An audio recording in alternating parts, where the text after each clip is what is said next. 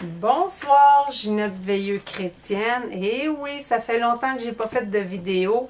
Alors ce soir, je commence avec mon habitude, que le sang de l'agneau de Dieu, de Jésus-Christ, soit déversé sur nous tous et que la révélation du Saint-Esprit nous éclaire, qu'elle nous réveille dans sa parole divine. Le sujet du soir, c'est l'enlèvement. Mais vraiment brièvement, je vais faire ça vite comme vidéo. Il y en a beaucoup qui disent qu'ils sont en accord que ça va être au début, des trompettes, d'autres au milieu, d'autres à la fin. Bien, on n'a pas d'affaire à être en accord ou en désaccord. On doit juste suivre ce qui est écrit dans la Bible. C'est pas une question d'être en accord ou pas en accord, c'est Dieu qui décide. Alors, je vais vous dire, ne soyez pas déçus, on n'a pas le choix.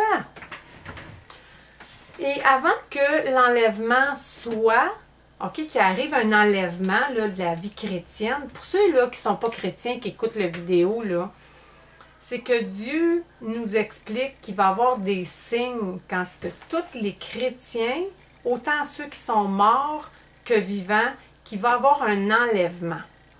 Ça veut dire que Dieu, le dernier signe avant l'enlèvement, c'est les morts qui ont cru en Jésus-Christ, qui sont vraiment avec Dieu, parce que Jésus-Christ, la parole était avec Dieu, la parole était Dieu et la parole est devenue chair. Alors, c'est tous ceux qui ont cru en Dieu et le Dieu vivant vont être ressuscités. Comme Jésus, une résurrection, avant qu'on parte nous autres. Alors, ceux qui sont vivants, ils mourront jamais. Fait que les morts, ressuscités, mais c'est plutôt une résurrection parce qu'on va changer. Dieu va nous transformer. Puis là, on part. Wouah! Comme ils disent, dans les airs. Ça ne sera pas des extraterrestres. Ça va être Dieu qui a tout préparé d'avance. C'est déjà tout planifié. On n'a pas à s'inquiéter, puis ça ne sera pas épeurant comme « On monte des airs! » Tu sais, ceux qui ont peur des hauteurs, ça n'a rien à voir. C'est vraiment quelque chose qui est divin. Mais avant de partir, on n'a pas le choix. Nous, les chrétiens, on part à la 7e trompette. C'est écrit noir sur blanc dans la Bible. Mais avant de partir, il va y avoir 6 trompettes qui vont sonner avant. On n'aura pas le choix de subir les conséquences. Je ne les dirai pas toutes en ordre. Excusez, je m'en vais sur l'ordi lire. Là, je suis rendue, je pense, à la 5e trompette. Bon, où sont les trompettes? Ah, ben là, je pense que je ne suis pas à la bonne place. Excusez-moi. Je suis dans Apocalypse. Apocalypse veut dire révélation. OK? Révélation, puis je suis dans le chapitre 8. OK, c'est ça.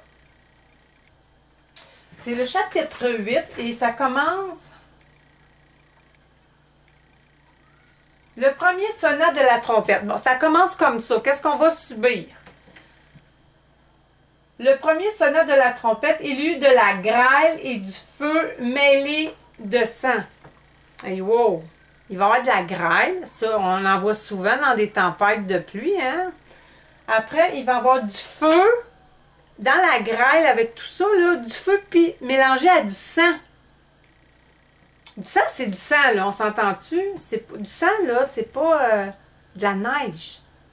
Du sang, c'est pas de l'eau, c'est du sang. Jésus-Christ a changé l'eau en vin, mais là, l'eau va être du sang. OK? Alors, je répète. Le premier sonat de trompette, il y eut de la grêle et du feu mêlé de sang qui furent jetés sur la terre. Grêle, qui est assez dur sur la tête. Je sais qu'ils vont être énormes. Ça va être énorme, ces morceaux-là. C'est 56. C'est 56 livres, comme des bébés ou des citrouilles qu'on va recevoir sur la tête. Il va y avoir le feu, puis du sang là-dedans. Fait que, regarde, quand est-ce qu'on reçoit du sang sur la tête, là? Tu sais, il va y avoir du feu, puis on va avoir du sang. OK? Puis là, ils disent que le tiers de la terre, ça veut dire la terre, il y a un morceau, OK, la terre, il y a un tiers fut brûlé et le tiers des arbres fut brûlé et toute l'herbe verte fut brûlée. Fait que le un tiers de la terre va être brûlé là. Fait que ça va être assez évident, merci beaucoup. Là, il y a un deuxième ange qui sonne la trompette. Ben, en tout cas, il y a un deuxième, un troisième, un quatrième. Je ne le dirai pas tout. Je vais vous mettre le lien de la Bible Internet pour que vous puissiez le lire parce que je ne veux pas faire une vidéo à pu finir, tu sais.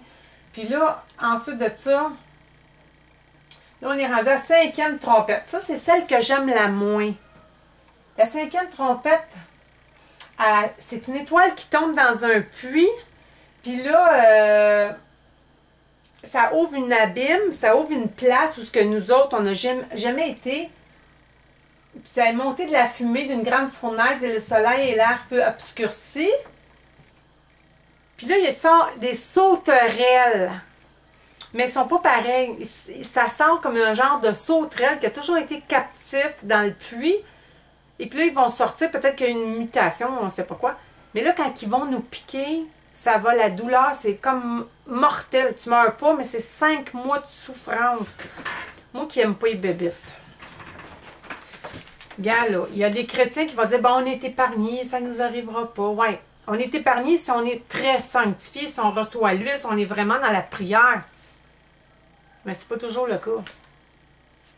Alors, on va avoir à passer toutes ces épreuves-là. Là, hein? 1, 2, 3, 4, 5, 6, 7.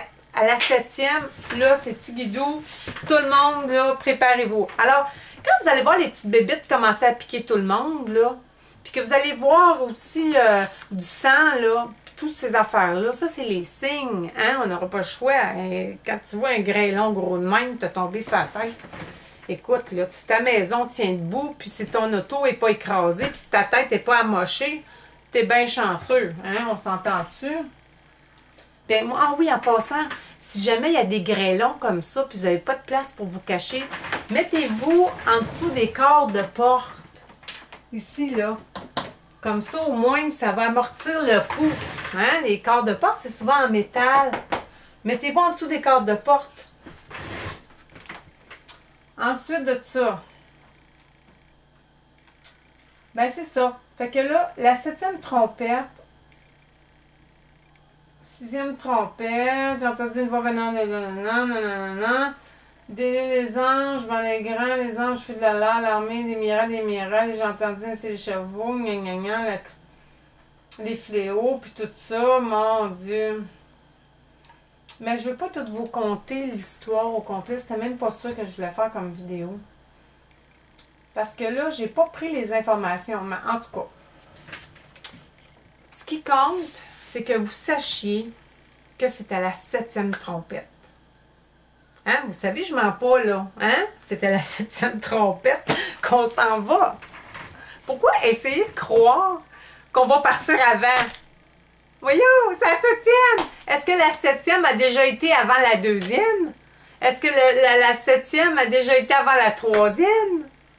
Est-ce que la 7e, elle était avant la 5e? Hey, écoute, moi, juste les bébites, là, si le 7 pouvait passer en avant du 5, là, ça ferait bien mon affaire. Non, malheureusement, c'est pas ça. Alors, moi, je vais dire pour la fin, c'est un peu épeurant tout ça. Puis c'est vrai, parce que même nous, on est chrétiens, on n'a pas peur, parce qu'on n'est pas dedans, là. Mais la journée qu'on va voir ces affaires-là, que ça commence à se placer, là, on va faire... Là, on va se mettre à être très intense. Hein? Là, pour l'instant, on s'amuse sur Facebook, on met des petits versets, blablabla, blablabla. On ne prépare pas le terrain, on ne prépare pas les vies à sauver. On recule à chaque fois qu'on voit quelqu'un, on dit il y a toujours une bonne excuse. Oh non, là, il parle au téléphone, je ne peux pas le déranger. Il fait... Tu sais, on ne prépare pas les gens à avoir une vie sauvée, ça veut dire le salut. Alors ce soir, n'importe qui écoute la vidéo et puis qui n'a pas le goût de rester sur la terre, parce que qu'est-ce qu'on va vivre avant le départ? Qu'est-ce qu'on va vivre avant le départ, les 7 trompettes, là? Ben 6, en fait. Les 6 affaires qu'on va vivre, c'est grave. Mais après, c'est encore pire. Fait que, moi, je vous conseille fortement, vu que vous connaissez Jésus déjà, il ne faut pas juste le connaître, parce que les ténèbres le connaissent depuis des millions d'années, Jésus-Christ. Puis ils n'iront pas au paradis, ils vont aller dans le feu de l'étang. Connaître, c'est pas assez.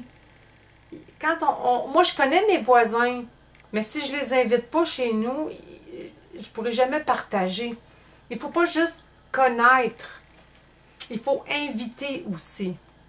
Alors, il faut inviter Jésus-Christ dans notre vie. Et c'est pas dur à faire. Je vais faire une prière avec vous, et puis vous la direz comme vous voulez chez vous. Mais n'oubliez pas, mettez-vous à genoux, c'est toujours préférable. Parce que ça fait comme un vase qui déverse, le mauvais va partir. Alors je vous dis, ainsi, Seigneur Dieu Tout-Puissant, nous sommes devant toi au nom du Seigneur Jésus-Christ. Seigneur Jésus-Christ, par ton Saint-Esprit, ton nouveau consolateur, viens vivre à l'intérieur de nous. Viens vivre à l'intérieur de moi. Viens me changer, parce que moi, je ne suis pas capable de pardonner ceux qui m'ont fait du mal. Viens mettre ton pardon ultime à l'intérieur de moi. Moi, je te demande par contre pardon de tout ce que j'ai fait, tous les péchés que j'ai commis. Et viens me changer pour que mes mauvaises habitudes prennent le bord. Que je change vraiment pour que tu sois satisfait de qui je suis.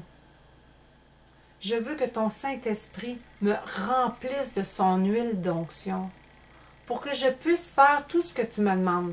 Ressusciter des morts, guérir les malades, faire des miracles plus grands que les tiens. Parce que tu as dit que tu nous as créés dans ton esprit et que nous étions à ton image. Et rien n'est impossible pour toi, hein? Tu as créé l'univers, alors il n'y a rien d'impossible pour toi. Alors quand tu viens habiter en nous, rien n'est impossible pour nous aussi.